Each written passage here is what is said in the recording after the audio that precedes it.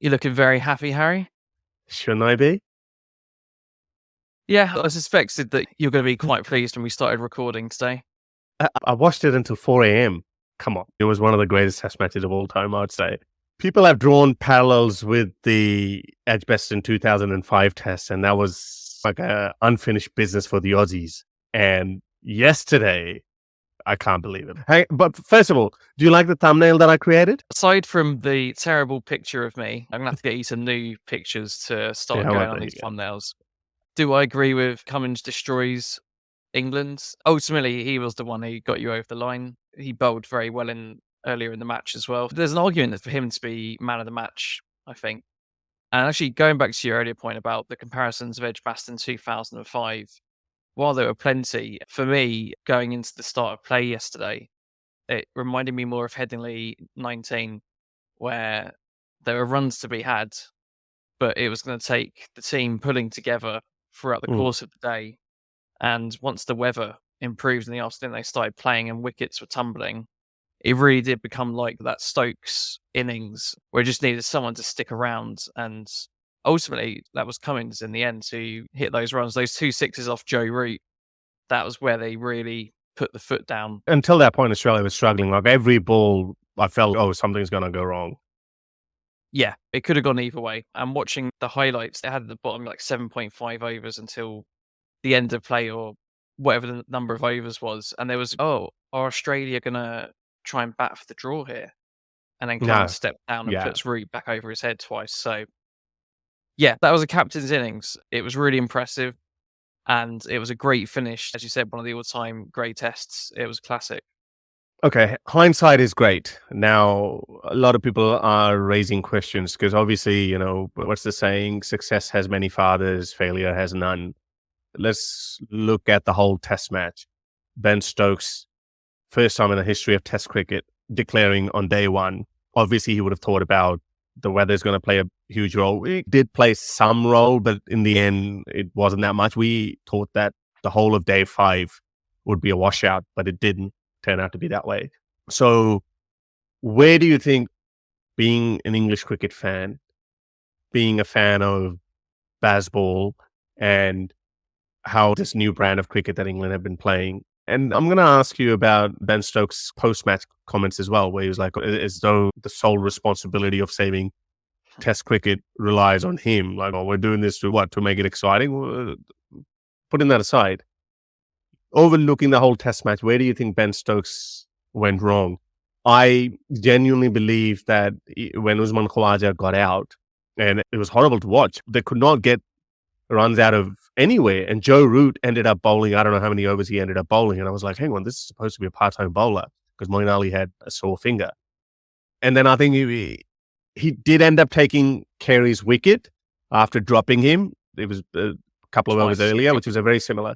Yeah, but the first one that just popped out of his left hand, it was very similar to that one, but this time it just stuck. It's one of those ones. They either stick or they don't. But then he got the wicket. The new ball was due from the next over. He didn't take it.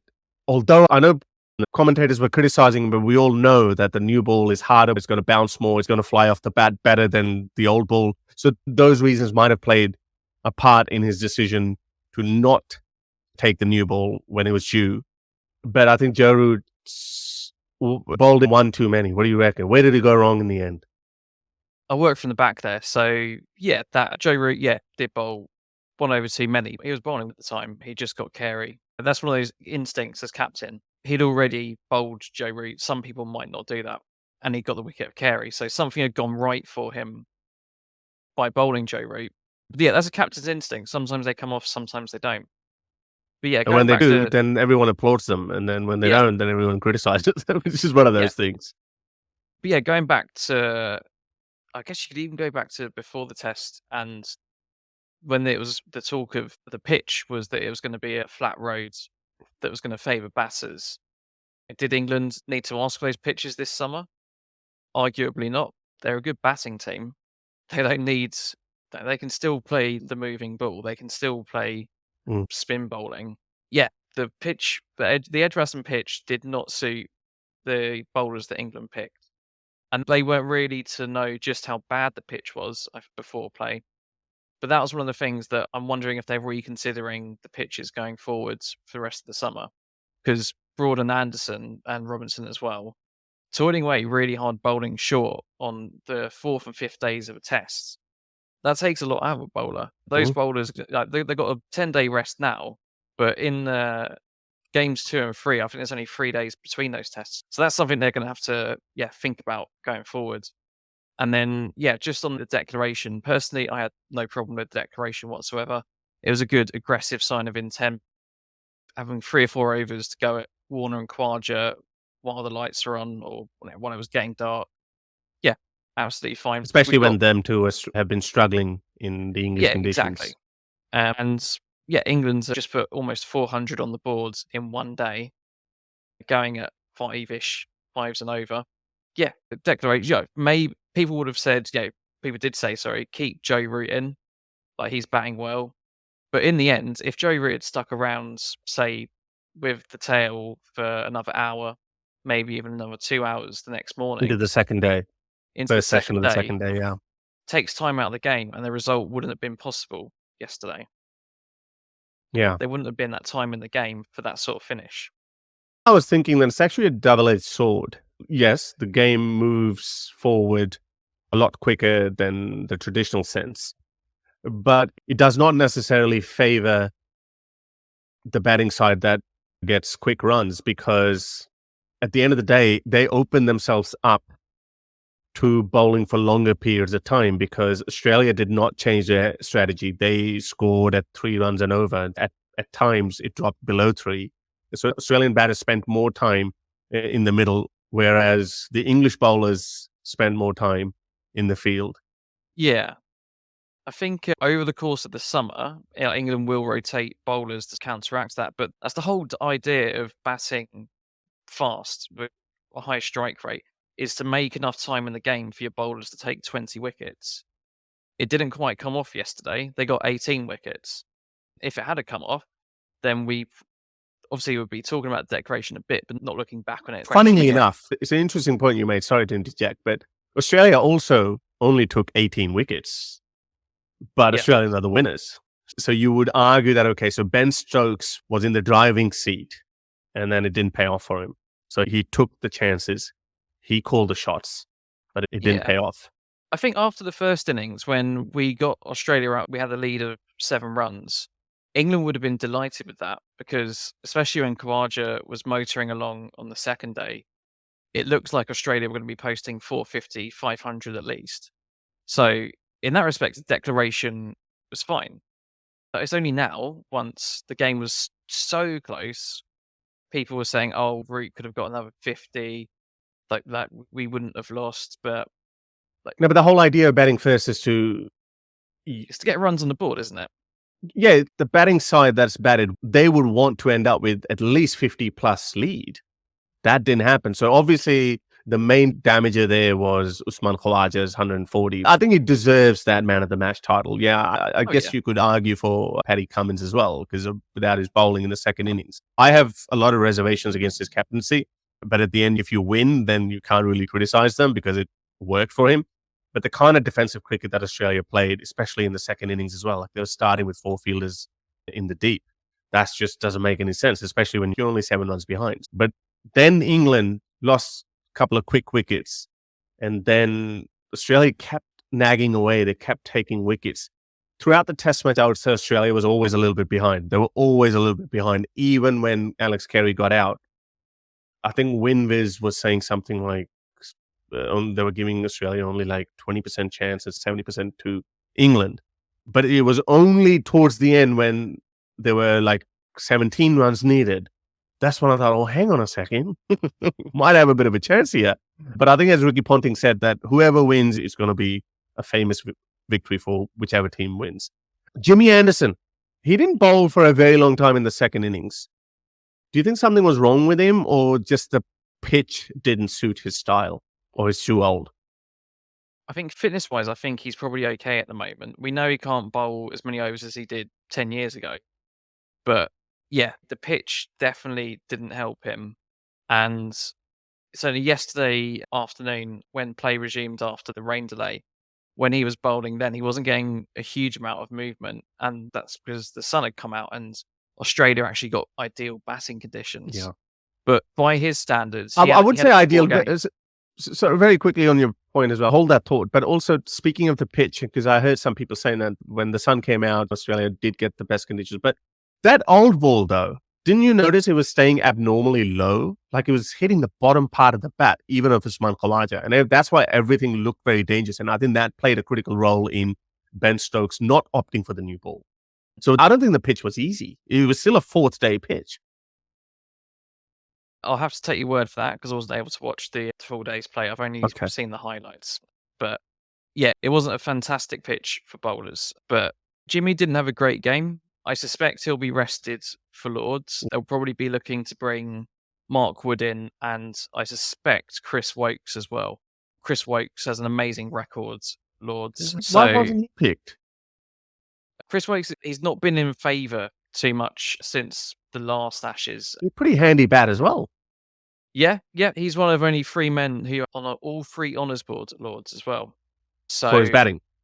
he's got a century at Lords, he's got 5 for at Lords, and he's got 10 wickets in a match at Lords as well. Oh, did you say he's the only man to be on Lord's honour board 3 times? Stuart Broad is also one of them, and I think in both. What did Brody do? He never scored 100. 169 against India, I think in 2011. Oh, yeah. Wow. Yeah, that's right. I remember that. All right. Yeah, so I suspect that Jimmy will get a rest, and I think Ollie Robinson will as well. And then the question will be, there's a huge question mark around Moeen Ali. His return to the team was a really big gamble on Stokes' part. And so much has been made of his impact, or rather lack of impact, with the ball during this game. And there were questions about why he was selected if he can't bowl for 3 or 4 days, or 3 days. What's the worth point? of- Yeah. If his fingers aren't used to spinning a red ball for hours at a time. Why was it so Apparently, the seam of the ball was cutting him. into his skin? Yeah, and I think if he'd been more used to the ball, he would have had the calluses to protect it. So there is 10 days off here, so that's a bit of time for the finger to heal. But even if it does heal, when he was bowling, when his finger was fine in the first innings, he wasn't troubling the Australian batsman. Joe Root looked more threatening. And he turned the ball too. Like he turned the ball really sharply past the outside edge. But the whole reason was, like, I was listening to one of the commentators and they were saying that because England have practically no spinners left, they begged him to come out of retirement or something, or retirement plans or something. And Ben Stokes called him, hey, do you want to play Ashes? Okay, why not? So he wasn't even keen to play. He wasn't even in the running. So what about your spinner stockpile? How's that going? So Mo's only in the squad because Jack Leach, I think it was a stress fracture. So Leach off the cards. So he's no longer leeching off the team. Very good. Liam Dawson, he's played a couple of games for England, but he didn't thrive in those games he played. My knowledge of county spinners is not great. We had, I think it's Raheen Ahmed, who made his debut last year in Pakistan. Yes, and he did pretty well, I remember, because he was all over the Pakistani media. Yeah, didn't he take a 5 or something? I think he took a 5. He took 6, I think. Yeah. But he's only 20, 19. Something like that. Yeah, so sure, get him around the squads, but throwing him in against Australia, like we've seen the way that they target spinners, we'll end up in a similar situation where what we had with Dom Bess. But he took a 6 for in Pakistan. But English pitchers don't play like that. Really. No, but he'd be used to playing in English conditions. Surely he would have a better knowledge of English pitches than Pakistani pitches. But yeah, getting such a young player in to be destroyed by an opposition batting lineup. We did it with Dom Bess. He doesn't play for England anymore. So you're saying they're protecting him? He's a prodigy that needs protecting. Yeah, he needs to get a bit more experience. Like throwing him in at the deep end in Pakistan is one thing where you know that he's going to be in the game, and that's part of the plan. Throwing him in out of the blue in the Ashes, in the middle of an Ashes home series when there's so much attention on it, that has the potential to do some real damage to his well-being. What about Adil Rashid? If it goes wrong, of course. I don't think Adil Rashid's played red ball cricket for about 10 years. Um, Yeah. I think Why is England so infertile in producing spinners? Even the spinners that you've got, they're all, dare I say, Pakistanis. yeah, I don't really. We've not had a Since Graham consistent. Swan. Yeah, we haven't had a consistently great wicket, like sort of almost a strike bowler since Swan. He had that ability to come on and get wickets, I not mean, through he doing wasn't that anything. amazing. Yeah, Sorry. exactly. It wasn't like he was turning it miles or anything like that. It was more landing it in areas Mm. that were troublesome to batters. And under Joe Root, Jack Leach struggled to be that spinner who He could never do that. impressed me either. And Joe Root set very defensive fields for him, like a lot of men back, and Jack Leach was getting punished. And Jack Leach actually thrived under Stokes' captaincy because Stokes was set attacking fields. And all of a sudden, Leach started picking up wickets and started getting a few bags here and there. So whoever comes in to be the spinner for Lords, there's an argument that you don't actually need to play a spinner at Lords. I think personally I would, but if you're bringing back Woods has to play because we Mm. didn't have the pace to unsettle the Australian batsmen enough. The short balls were working, but if they're 90 miles an hour, we're probably getting more wickets there. I'd like to see Chris Wokes come back as well because he used the slope at Lords really well. So you're saying that there could be potentially 4 seamers? I think there will be. I think they will. I don't think they will drop Mo unless his finger is really buggered. I think he'll probably still be in the team. For what? As a batter and a part-time bowler? Because you always have Joe Root Yeah, to... I think just as a more as a number 8, he'll sometimes bowl. Okay, what about batting? Who do you think would be under the microscope? Or you not expecting any changes? I wouldn't expect any changes to the top 7. Crawley did well in this test. Obviously, him and Duckett were got out cheaply when they were banging in the darkness on day 3. I think it was 3, day yeah. 3. Yeah. Crawley did one of the first things. Duckett got out cheaply both times, but he got a century against Ireland 3 weeks ago, and he was in really good form over the winter as well. It's Um, Ireland. What the only big question really with England that we haven't addressed is Bairstow and Folkes. I was just going to ask you. That was my next Yeah, question. So and it's Bairstow, he had a pretty ordinary time as a I keeper. think we can go beyond ordinary. I think he had a bad game as keeper. Sure, there were. I think was it Smith he took. No, it wasn't Smith. He took one-handed. He took someone one-handed. He missed stumping, and I think he dropped a couple as well. So he had behind the stumps. He had a bad game. As a And batter, he was all right. he didn't get that much in the second innings, did he? Maybe it was 20, 30. But he got runs on the board. Yeah. So with the bat, not a problem. But this whole Bairstow Folkes debate it's toxic. Like I follow a lot of journos and England accounts on Twitter, and they're all having a meltdown about how Folkes should be coming in for Bairstow. And Folkes is the best wicket keeper in the country, and he's up there with the best in the world as well. His glove work. So if you look at the amount of buys he concedes, crazy low compared to other international keepers. He can leap around. He's athletic behind the stumps. He doesn't miss stumpings.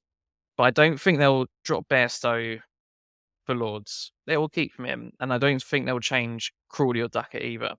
Any changes that might happen will probably happen at the third test, which I think is Old Trafford. It's a horrible problem to have because Stokes, last summer, Bairstow hit multiple centuries. He won games in the 4th innings, ridiculous chases. That's pretty much second coming. He was fully dropped.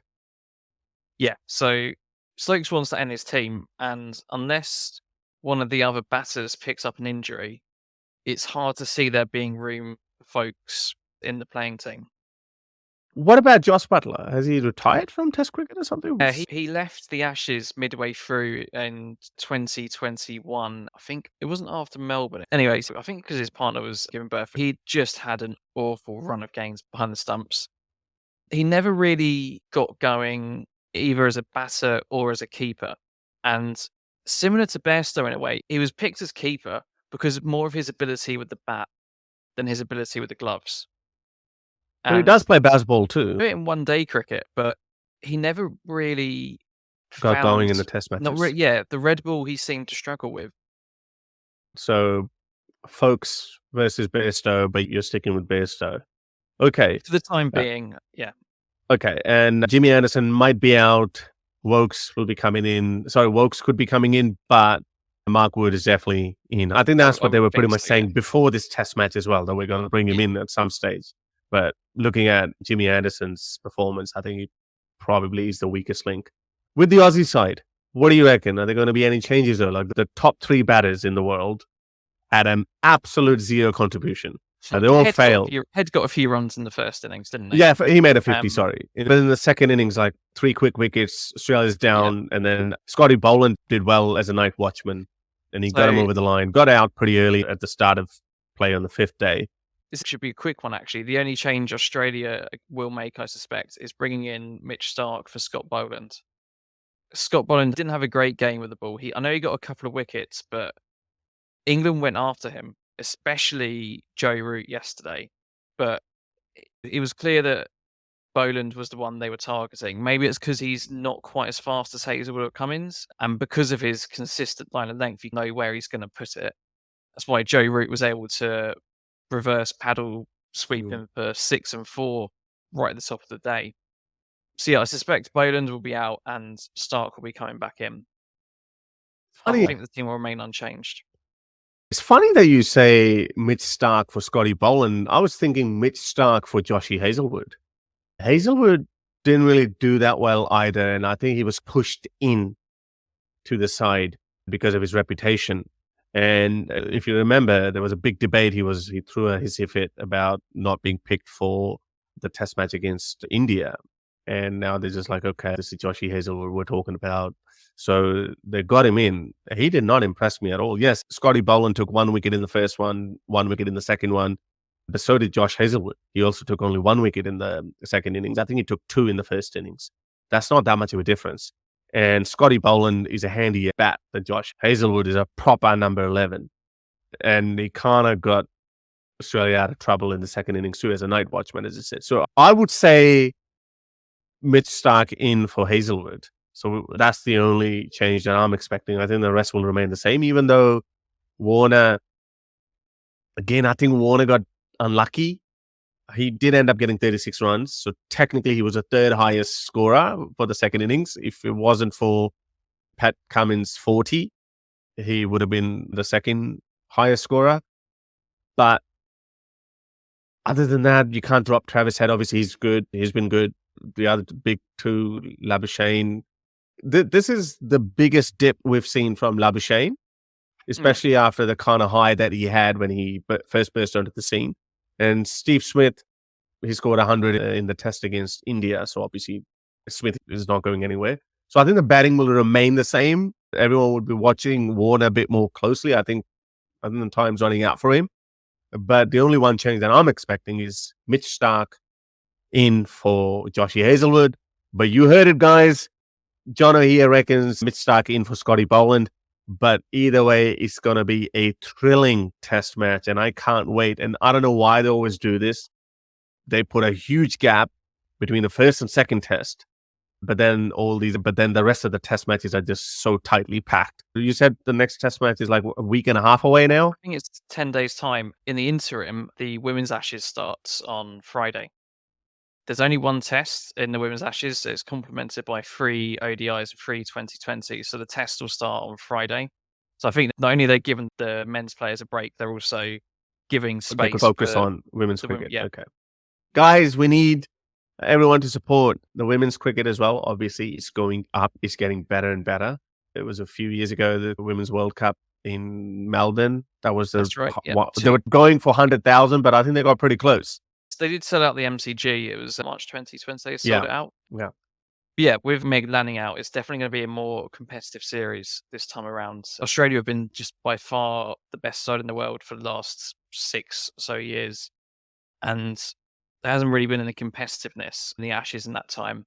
So it'll be interesting to see, with Lanning out, and England are picking some young new players as well, some fresh blood. Won't go into it too much detail now, but definitely keep your eyes open on that on Friday. All right, guys, you heard it. Thank you for joining us. We will be back again midweek or definitely just before the start of the second test. Until then, bye-bye.